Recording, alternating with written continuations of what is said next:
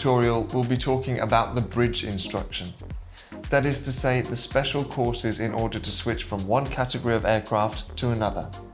For example, from a helicopter PPL to an airplane PPL, from an airplane CPL to a helicopter CPL, or from a glider license to a PPL by plane.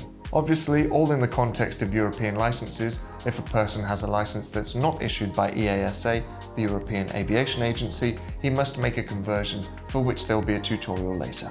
It seems a simple enough theme, but even this actually has some peculiarities. In regards to the theoretical part, a pilot who passes from helicopter to plane, for example, has the right to claim credits and take only the theoretical exams of specific subjects, in which there is a considerable difference between one category and another.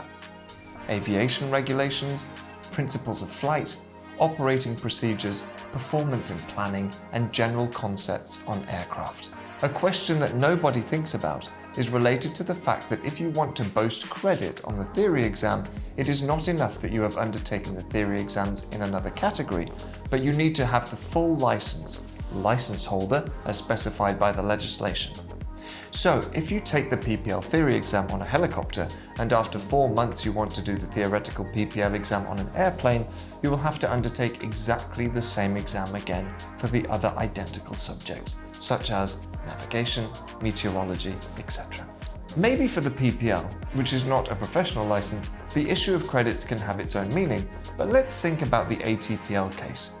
For a helicopter pilot, for example, who takes years to obtain the requirements for the practice ATPL exam, the transition to airplane ATPL before holding the helicopter ATPL license requires retaking of all 14 subjects, even those whose exam is exactly the same. For the practical part, on the other hand, discounts are applied upon flight hours which, however, are not the same between one category and another, but depend on previous experience on the aircraft for which you already own the license. For example, to switch from plane to helicopter, you will have a discount of 10% of your PIC experience on a plane up to a maximum of 6 hours of flight. But if instead you want to make the opposite transition from helicopter to plane, this discount can go up to a maximum of 10 hours if you have more than 100 hours as a PIC on a helicopter. There are other bridges that can be built between the instrumental flight qualification on aircraft and helicopter, the MCC course between categories, the course to become instructors, etc.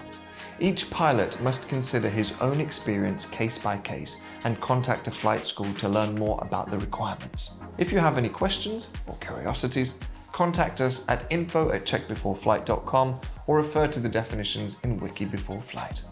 Happy landings!